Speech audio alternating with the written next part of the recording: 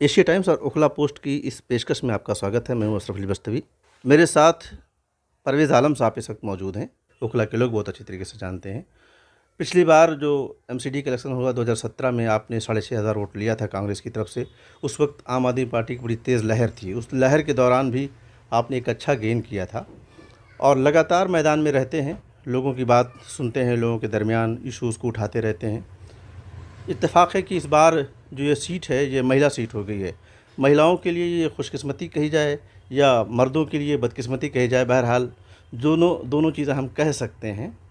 बहरहाल ये भी अच्छी बात है कि महिलाओं को भी मौका दिया जा रहा है। तो अभी तो एक मरहला ये है कि सीटों का ऐलान हो गया है, महिला सीट हो गई है। दूसरा मरहला ये है कि पार्टियों के दरमियान उम्मीदवारों को अपनी दावेदारी तय करने के लिए, मजबूत करने के लिए भी एक लड़ाई चल रही है। तो उसका भी एक तरह से ओखला के अंदर एक पूरा माहौल बना हुआ है। इलेक्शन अभी आया नहीं है, इलेक्शन से पहले इलेक्शन जैसा माहौल ओखला में तो ख़ास तौर से देखा जा सकता है। आप देख भी रहे होंगे, बहुत सारे लोग इस मैदान में हैं, अपनी अपनी पार्टियों में दावेदारी कर रहे हैं। और आपको प्रबल दावेदारी इसलिए कहा जा सकता है कि पिछली बार आप रहे हैं और अच्छे मार्जिन से आपने जो है वोट हासिल किया था। मैं जानना चाहूँगा आपसे, फ़िलहाल ओखला का आप इलेक्शन लड़ चुके हैं, 6,500 वोट आपने हासिल किया था। ओखला के मुद्दे क्या हैं, मुझे ये ज़रा सा समझाइए।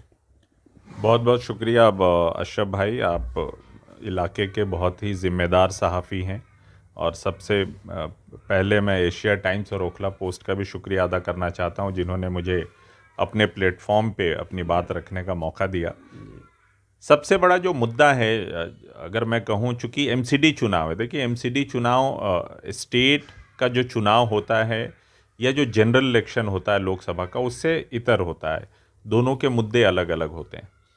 जो हमारा एमसीडी का चुनाव है, बेसिकली ये सबसे जो बेसिक चीज़ होती है, जो बेसिक एमिनिटीज़ होती है, सिविक फैसिलिटीज़ की बात होती है, जिसमें सफाई हो, सड़क हो, सीवर हो, नाले हो, बरसाती हो, इन सब चीज़ों पे चुनाव होता है कि आप जो है इन सब चीज़ों का ठीक से मैनेजमेंट करेंगे ताकि इलाके में सफाई रहे, सफाई कर्मचारी दिखे, मॉस्किटो ब्रीडिंग नहीं हो जिसके वजह से डेंगू फैलने का हमेशा ख़तरा रहता है।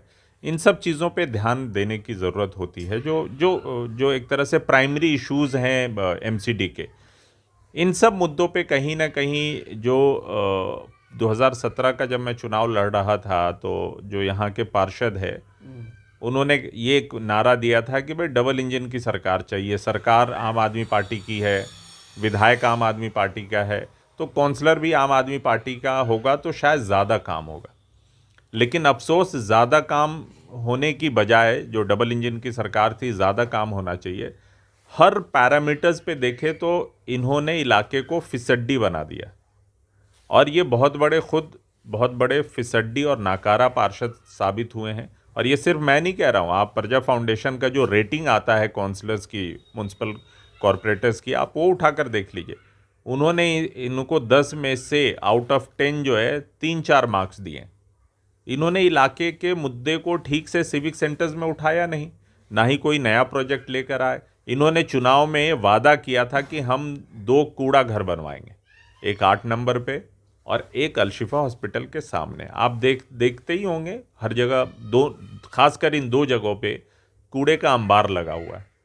ठीक है। इन्होंने वादा किया था कि हम वहाँ कूड़ा घर बनाएंगे।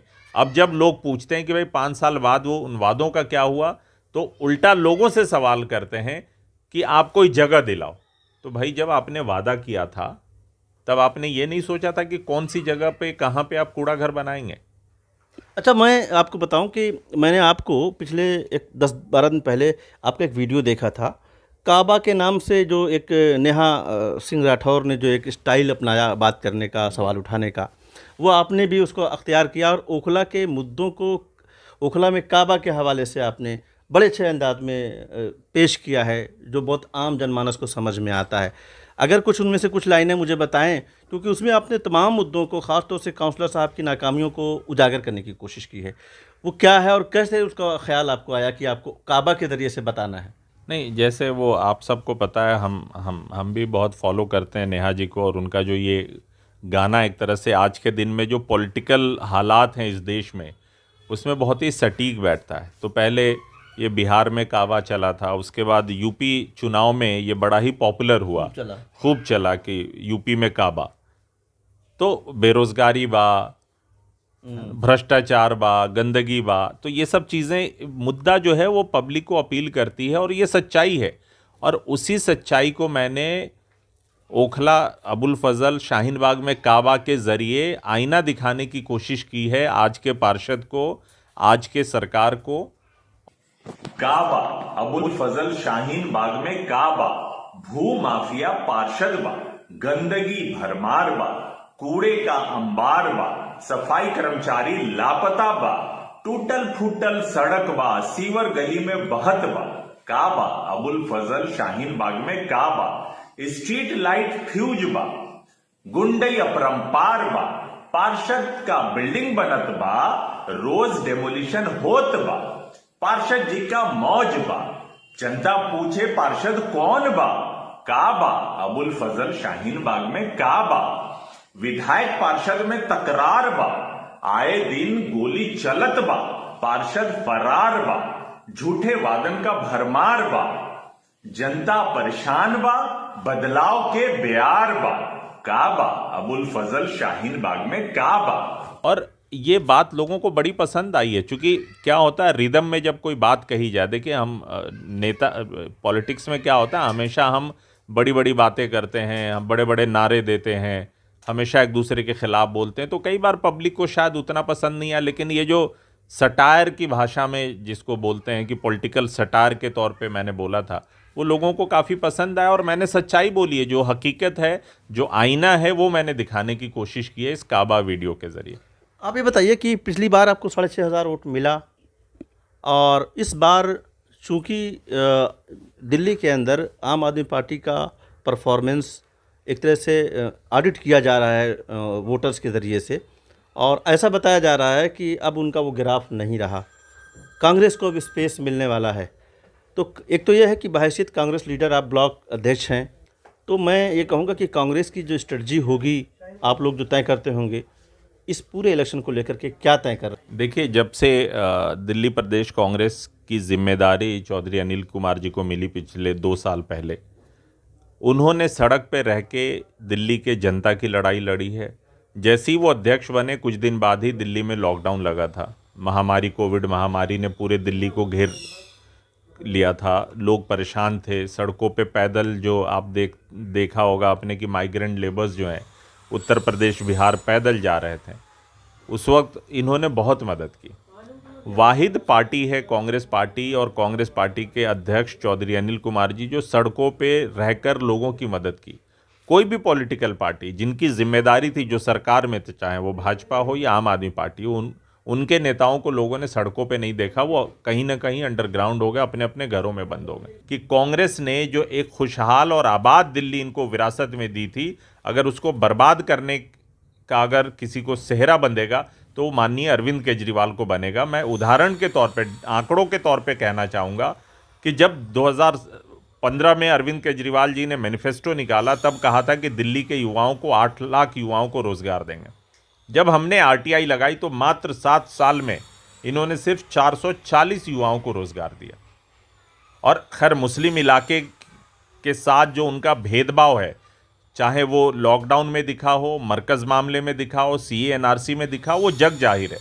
तो मुद्दा है और कांग्रेस बहुत मजबूती से चौधरी अनिल कुमार जी की सदारत में ये चुनाव लड़ेगी और तीनों एमसीडी में सरकार भी बनेगी, क्योंकि भाजपा का पिछले 15 साल का भ्रष्टाचार और अरविंद केजरीवाल का जो प्रचार मॉडल है, उसके खिलाफ दिल्ली की जनता उसको जान चुकी है, समझ चुकी है, और दिल्ली की जनता ने मन बना लिया है कि कांग्रेस को एमसीडी में लाना है। चलिए हम फिर दोबारा लौटते हैं ओखला, अपनी कंस्टिट्यूंसी जो 102S है उसकी तरफ, जिससे आप अपनी अहलिया की उम्मीदवारी की दावेदारी के लिए कोशिश करेंगे, मेरा ख्याल है।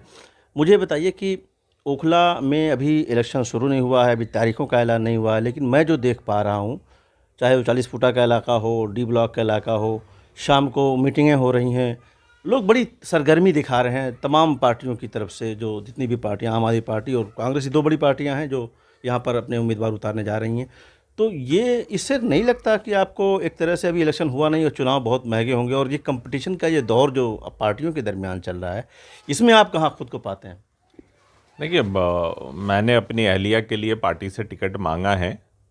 और रही बात लोगों का प्रचार करना, ठीक है, अच्छी बात है भाई, पार्टी का। पर अगर कांग्रेस पार्टी के कोई उम्मीदवार जो अपने आप को उम्मीद करते हैं भावी प्रत्याशी, अगर वो कर रहे हैं तो अच्छी बात है, हम सबको करना चाहिए। कम से कम पार्टी की बातों को डोर टू डोर पहुंचा तो रहे हैं, तो ये अच्छी बात है। और ख़ासकर जो आम आदमी पार्टी की नाकामयाबियां हैं, जो इलाके की परेशानियां हैं, उनको हम सब ले जाकर अभी से ही वोटरों के सामने रूबरू हो रहे हैं, वोटरों को बता रहे हैं कि इलाके में क्या क्या दुश्वारियां, क्या क्या परेशानियां हैं, और आम आदमी पार्टी ने कैसे झूठे वादे कर कर ओखला की आवाम के वोटों को ठगा था।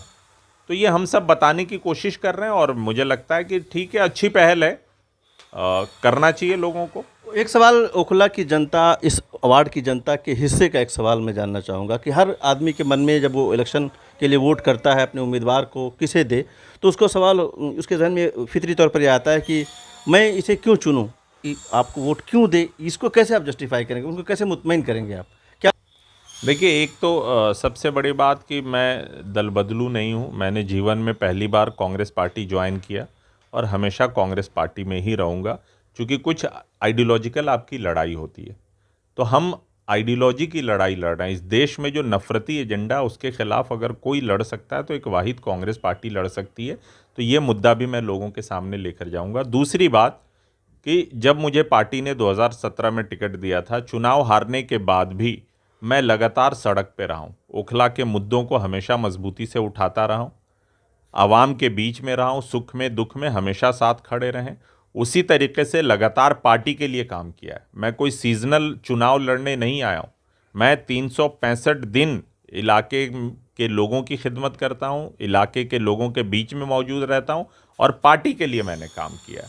इलाके के मुद्दों को हमेशा उठाया है, और इसलिए मुझे उम्मीद है कि इलाके के लोगों का प्यार भी मेरे लिए है, सिंपैथी भी मेरे लिए है, और इलाके में जो कमज़ोर नुमाइंदगी हुई है, जिसके वजह से पुलिस या सरकारें या दमनकारी जो ताकतें हैं वो मजबूत हुई है इलाके में, उनको कमज़ोर करना है, तो फिर हम जैसे लोगों को आगे आना पड़ेगा।